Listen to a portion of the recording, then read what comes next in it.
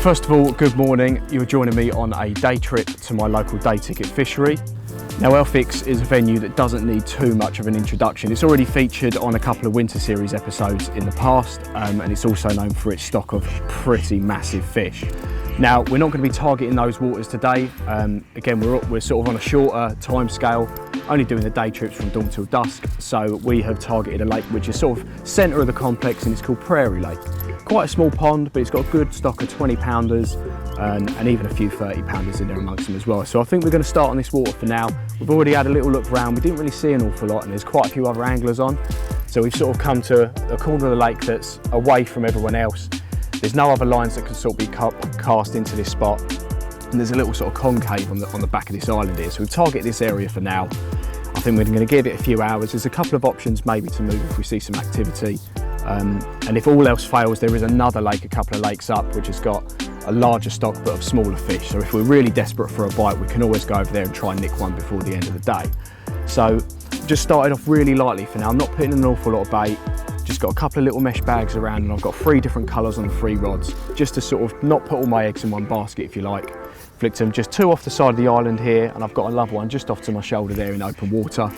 So I think we'll give it that for now. We'll sort of give it a couple of hours or so, I think. I'm still feeling fairly confident here. It's normally quite good for a bite in the winter down here. So I think we'll sit on our hands for a little while, and then we'll watch the water and see what happens.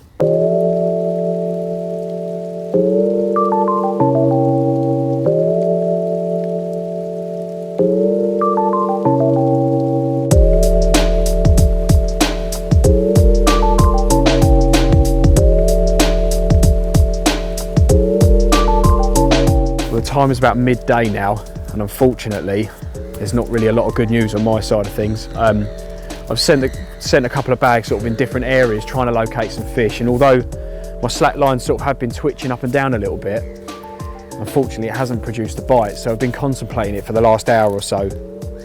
Do we stay here and have a gamble? You know, it's a good stock of good sized fish in here, mostly 20-pounders. We could sit it out on here for the day and really hope for a better one, but I'd much rather save a blank first. So I think what we're going to do, I'm going to wind the gear up now. There's a lake literally just 100 yards up the bank there called Kettles Lake. It's much bit like higher stock of fish, although they are on average a smaller average size. So I think we're going to get the gear together. We're going to head up there for an hour or two, see if we can nick a quick bite or two, and then maybe by the end of the day, if there's a chance, we might nip back and hopefully there's a bit more activity, and maybe a couple of these other guys have pulled off. Gives us an opportunity to sort of have one last go as like a little mobile approach before we go home. So I'm going to wind these in now, and we'll head up to that other lake.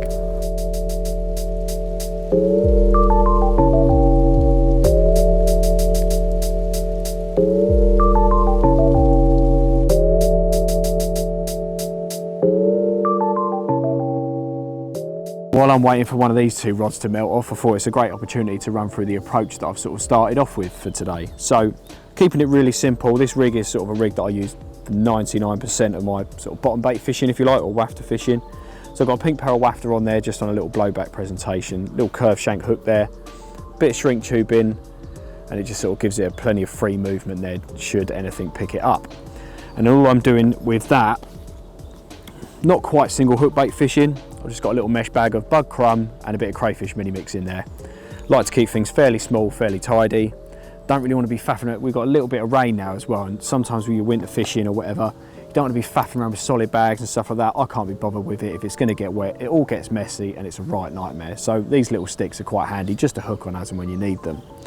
So, but what you'll notice there is I've left the tag end quite long. Usually you see a lot of people with these sort of little sticks, they sort of thread them down the rig. But again, it's more faffing. If I'm staying mobile, I want to be quickly getting a new rig set up back on the spot. If I've seen a fish show or a bit of fizzing, it's a lot easier for me and a lot quicker, especially with these blowback rigs. Quite often, if you use like you've got a bit of separation there, quite often when you cast, you can get that just sort of going around and sort of embedding itself on that hook point sometimes. So quite a handy thing to do. If you give yourself a slightly longer tag end, you can hook it on like so, wrap it around your hook bait and hook it on itself again, and it actually helps hold that hook bait in place. Especially with rig rings, if you use like hook silicone on it, you don't tend to get that problem as much, but sometimes that hook silicone I find can sort of hinder the hooking properties.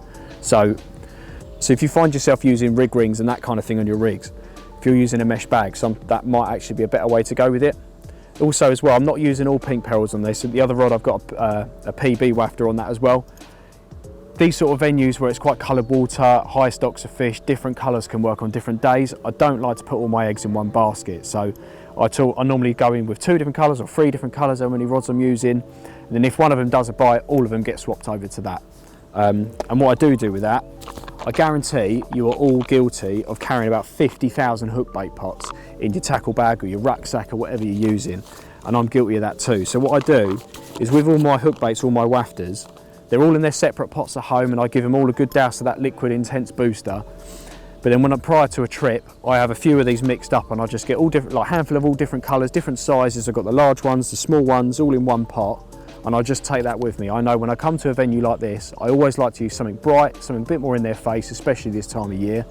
So rather than taking loads of them and having them all over the place in the bag, I can just have one pot, and I've got one pouch there with all of my tackle in it, and I can just keep everything really light, really mobile. Oh, might have been the wind then.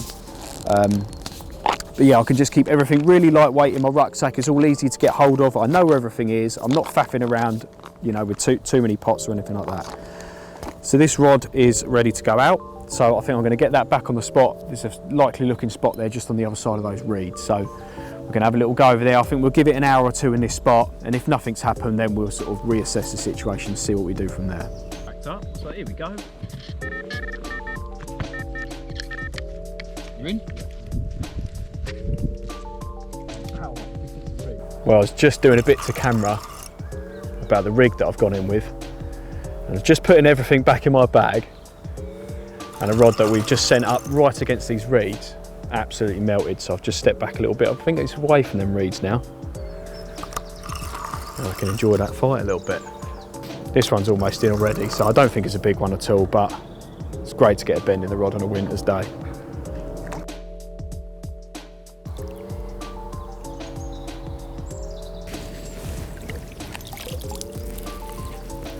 Well, certainly a lot smaller than I even first thought it was.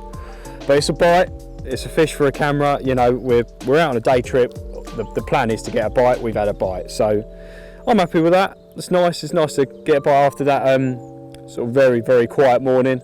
But I think now I've had this one, I really want a bigger one. So I think I might drag it out a little bit longer on here. Hopefully there's this one's dad or something like that rocks up. But if not, I think we're going to head back to that Prairie lake in the hope of nicking a 20 pounder. So I'll get this one back, and then we'll think about what we're going to do.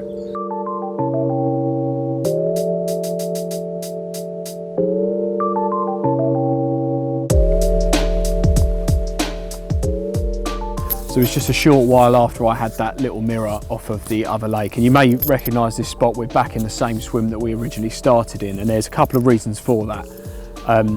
Firstly, I kind of wanted to pull off that other lake, although the average size in that lake is sort of 15 pound.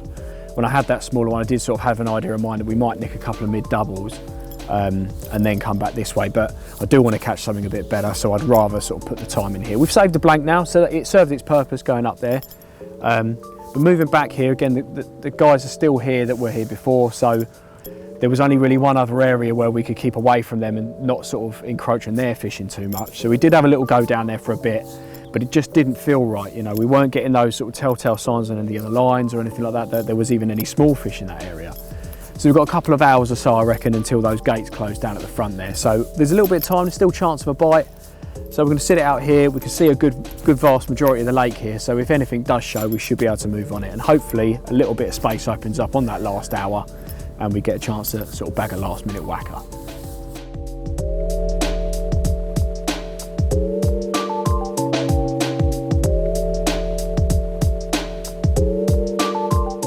Well, talk about last minute. We've probably got about 20 minutes to half hour before the gate closes, and left hand rod has just pulled up tight. We just watched the tip bend round and we're now bent into one. So yeah, we actually lost one earlier as well. We're just doing a bit to camera, sort of saying that we moved on back onto the original lake that we started on in the same swim, and it pulled up tight and I bent into it and we watched the fish bow away from the surface and it came off within about 2 seconds. There we go. Pretty much swam straight in the net.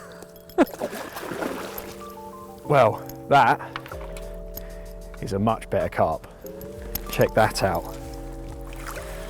I think it might even be a 20 pounder, you know. Yeah.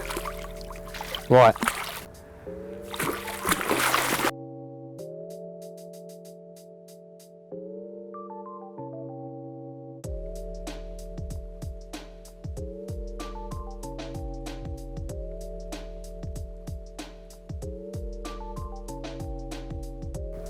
Just shy of 22.